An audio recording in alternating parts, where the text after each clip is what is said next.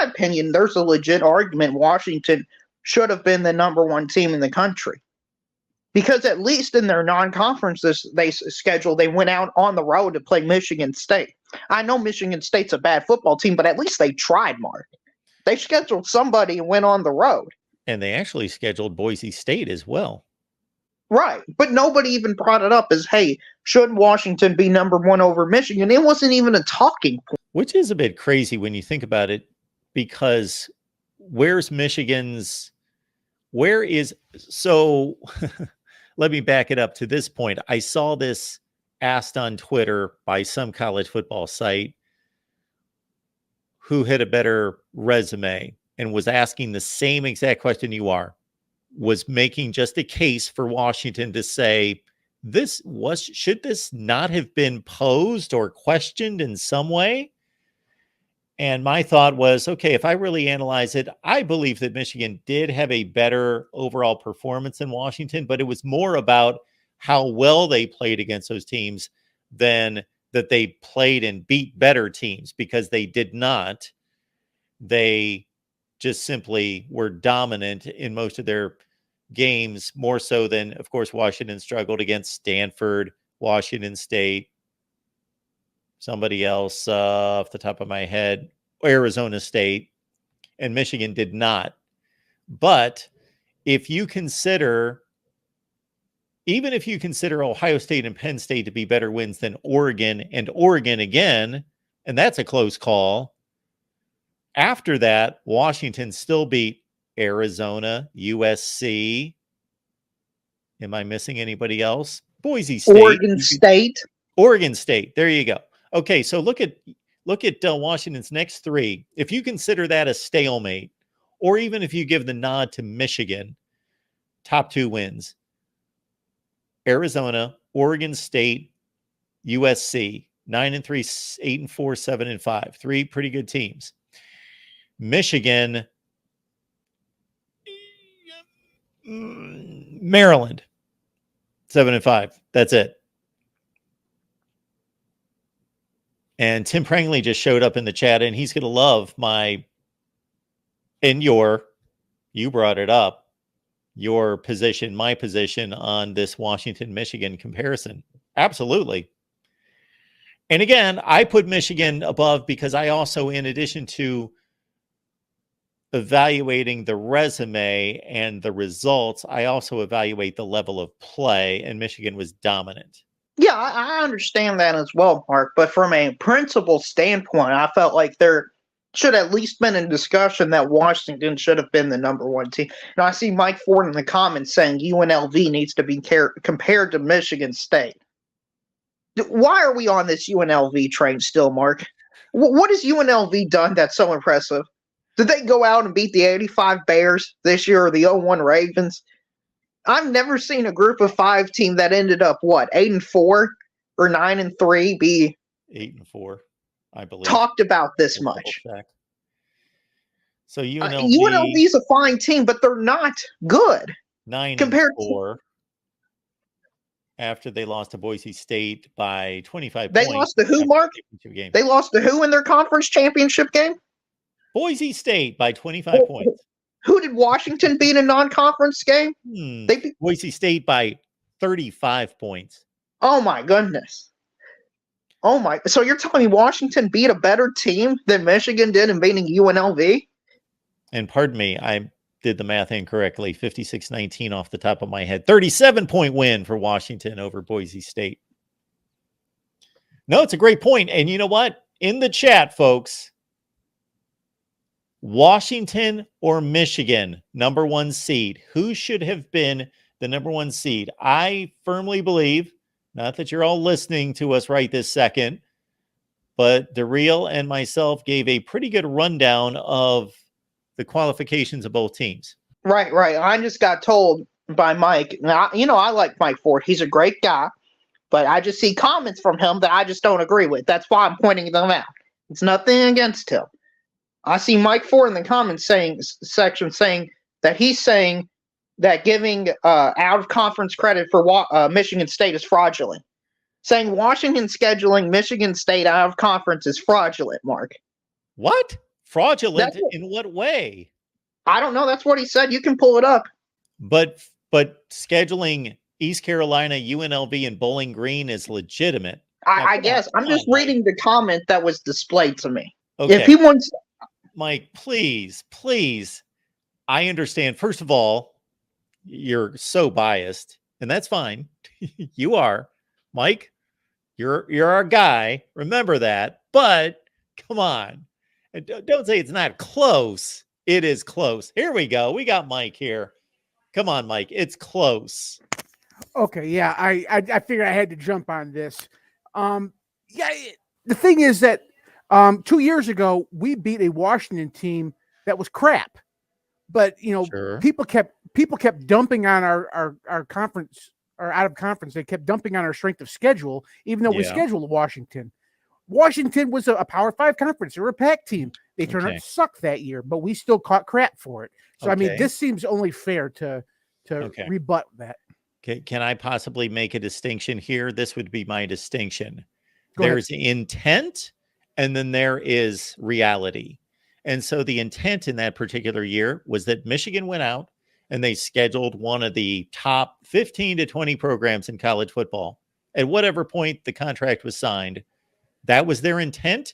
They have no control over Jimmy Lake sucking as a coach and Washington bottoming out one season at 4-8. And they wiped them out. They controlled the game. It was easy. So I didn't pile on Michigan and say, you didn't schedule anyone. Washington sucked.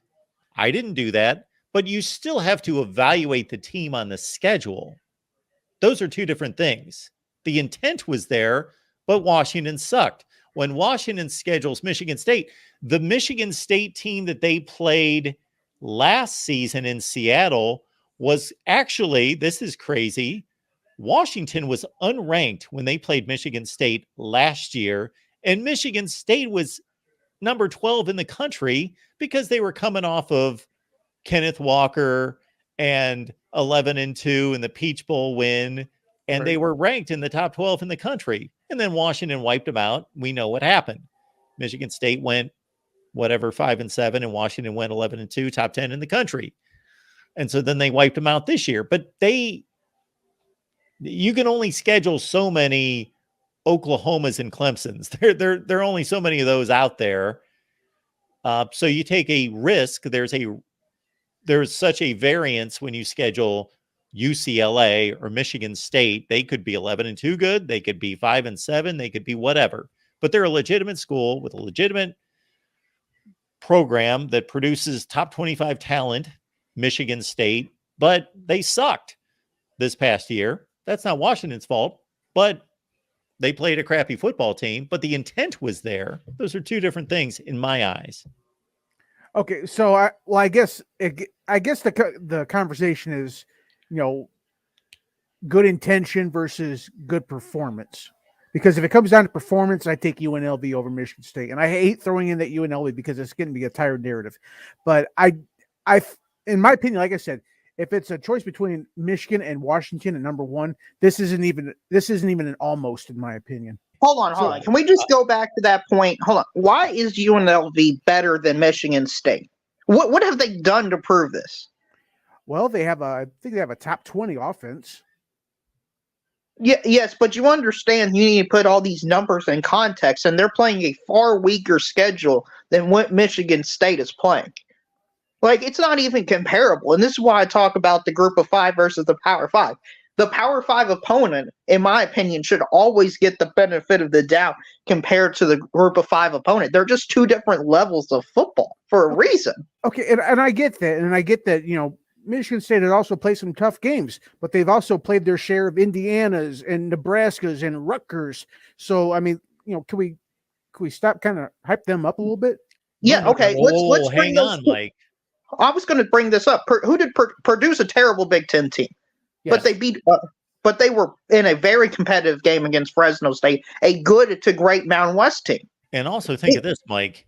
If you're saying Michigan State's schedule wasn't that good, basically Michigan State's schedule was roughly what Michigan's was, right?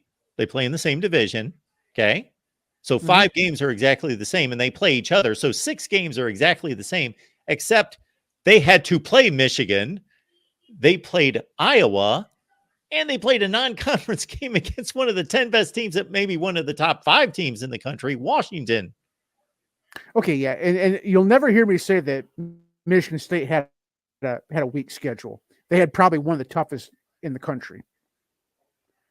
But I mean, and like I said, if they went 6-6, we're not having this conversation. But they went 4-8. They went 4-8. And again, run down the best teams: Michigan, Ohio State, Penn State, Washington, Iowa, even Maryland. Okay, that's a pretty good schedule. I don't know. I don't know. I've been told that Maryland is not that good because they play. I don't know what we're arguing at this point, but I think if we're taking Washington's resume and their schedule and comparing it to Michigan's, and we're debating Michigan State and UNLV, I think we need to be looking at far more significant games than that first before we get to that level. But I mean, I know a lot of cases where a group of now did you say Fresno State? Wasn't it Fresno State that like beat the absolute brakes off of Arizona State? In fact, didn't they shut them out? Didn't they shut out Arizona State? It was like 29-0 or something? Yeah, but that just tells you how bad Arizona State as a football team is. That doesn't tell you how good Fresno State is. Okay, let's go to your beloved conference when a 9-win New Mexico State went to Auburn and absolutely beat the stuffing out of Auburn. Okay. Yeah, but you're giving exceptions not to the general 90. What is it like? I mean, I get it. Auburn lost to New Mexico State. I mean, congrats to New Mexico State. They can have a celebration. They can hang a banner. You want them to hang a banner, say, "We beat Auburn"? Like, this is what we're the level we're talking. This is why it should at least be a conversation, because we're talking about this low level. How about we talk about the fact Washington had wins over Oregon State? How about we talk about the fact they beat Oregon twice? They beat a decent Utah team. They beat USC. They beat Arizona. Their quality of depth, in my opinion, is far greater than what Michigan had. And if we're having to go to the microcosm of, well, UNLV might be better than Michigan State, I think this should have been discussed way more. This is the way to do it, Mike. And we already did this, if you were listening. Mike, list Michigan's best wins in order. Okay, so Ohio State is the top win. Okay. Penn State. Okay. Iowa. Okay. Maryland. Okay. And it doesn't matter after that. Does it really matter? Then it's kind of toss between UNLV and Rutgers. Okay. So we'll put both of those teams down. UNLV and Rutgers. Okay. The real Washington's Oregon. best wins. Okay. Oregon. Okay. At Oregon State. Yep. Utah. Oh, sorry, Arizona. Okay. Utah. Yeah, I forgot about that one. Yep. USC. Yep. And that's all the winning teams they played. Okay, so we've listed the same number of teams, but we've got Ohio State, Penn State, Iowa, Maryland, UNLV, and Rutgers versus Oregon State, Arizona, Utah, and USC. It's just a much deeper schedule. Okay, but the other thing is that, and it's something that, remember, I tend to disagree with you on when you do your top 25 that makes sense, is because I also do other metrics other than just who they play. I also look at how they play. No. I do too. I don't know that you're understanding my top 25. And I said this, let me say this real quick, Mike, and then I'll let you go.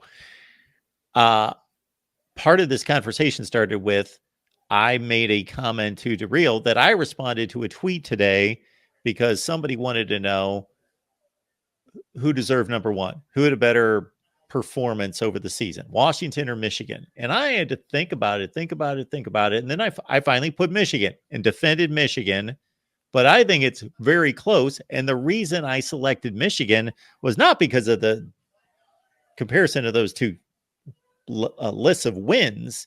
It was because Washington struggled against Arizona State. They struggled against Stanford. They struggled against Washington State. And Michigan struggled against no one who wasn't Ohio State. Well, Maryland was a struggle win. Maryland, but they didn't struggle against bad teams. They dominated all the bad teams, all the marginal teams. Maryland would have been the closest to competing with them. Yeah, and that's why I put Michigan over Washington, because I remember watching Arizona State, was it 15-7 or something? That was kind of an embarrassment. Yeah. Stanford was a one digit win. I originally had Arizona as a struggle win. Now I didn't know that Arizona was going to go out and do what they did, but I looked at the fact that Washington looked less than stellar in a couple of these games, whereas Michigan's one struggle win, and it's the same argument I made with Bama when I brought up how Bama, how they didn't look great against Auburn, they didn't look good against Arkansas, they didn't look against Texas A&M, they didn't look good against South Florida, and this is the reason why I was arguing that I would have kept them out and Florida State in, even though Florida State, looked marginal at certain stretches, but not as much as Alabama, because I think that margin of victory does matter, even when you're counting all your 5-7, 6-6 teams that you're supposed to beat anyways. I can agree with everything you just said, but my only issue is this wasn't even a discussion point. Yes. And it feels like it should have been a discussion point. It should have been one of those debate topics. It should have been. Okay, maybe I will take out the it's not worth discussing. It's worth discussing, but I think that the discussion still ends with Michigan is a number one. Right. I just think it was completely disrespectful for Washington because they played a deeper schedule than Michigan. They tried in their non-conference game against Michigan State, and yet everybody's like, okay, Washington's 2, and we're done. Like, it's just disrespectful, and it goes back to my original point of why schedule these massive non-conference games if they're not even going to be brought up, even if at a valid time. I mean, shoot, Michigan, next year Texas might go back to what they normally do and go 5-7. Should we just treat it if they go 5-7 as if they didn't even try? I would think that you would have to evaluate them as a 5-7 team next year if it came down to Michigan being a bubble playoff team. I wouldn't judge them based off of, well, they were good when we scheduled them at the time, because that is immaterial to the 2024 season. Well, I get that, but if their playoff game is that versus somebody like Michigan scheduled this year where they played all cupcakes, I think that category that should be a factor. I don't know if it should be the deciding factor, but I think it should have some part of the equation. And I know, John D'Adamo, Michigan State's terrible. I understand that. But they're better than every single non-conference opponent Michigan played this year. Like I say, I understand the UNLV fans out there. Michigan's become UNLV's. Okay, let's stop that right now. I'm just trying to look at this objectively. Not every. I understand that.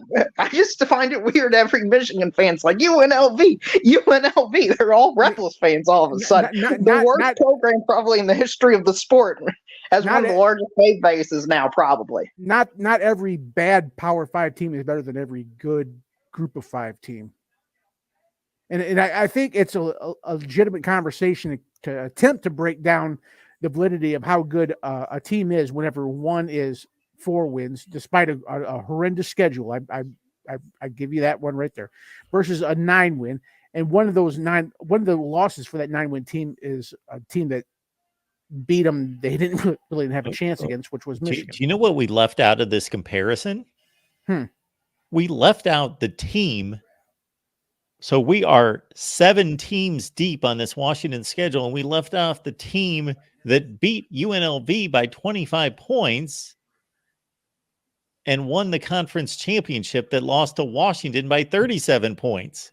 If we're going to talk good Group of 5 teams, we're not even discussing the best of the 2 comparisons, the 2 lists, and that's Boise State. Wasn't Boise State like 7-5 though? Well, they won the conference. They went 8-5 and won the conference, and they were the best team in the conference. Maybe UNLV by 25 points. Yeah, I don't know what happened to UNLV. They were cooking it until November hit, and all of a sudden they just kind of dipped south. I don't understand how that one happened, but okay. Like I said, I will rescind the it's not an argument statement, but I'll still hold on to from a total body of work, which means the head to head that with the common opponent, which is Michigan State, that goes to Michigan's favor. When it comes to just overall dominance of their schedule, that goes what? The head to head of the one common opponent goes to Michigan. And I know why you're going to tell me, but you explain that to me, Mike.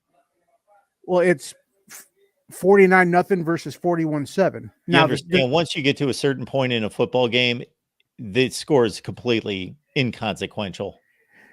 To an extent, there was no difference in the if anything, Washington put up more yardage. Listen to this figure.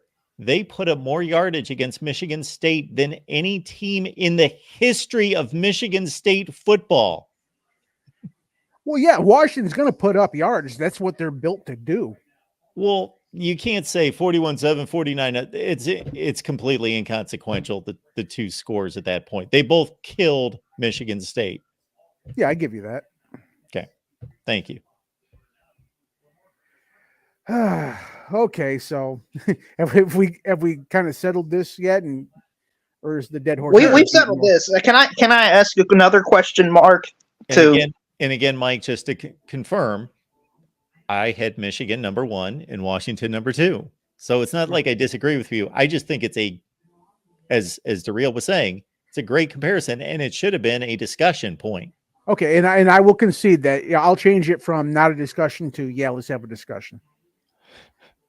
That's fair. Mike thinks I'm tearing you up here, Mike. Mike Rotundo says, Mark, everything Mike says. Well, Mike's shouting at me, Mark, everything Mike says, you knocked down. So why are you asking? It's a legit. I mean, in retrospect, I did kind of underestimate Washington's schedule from A to Z.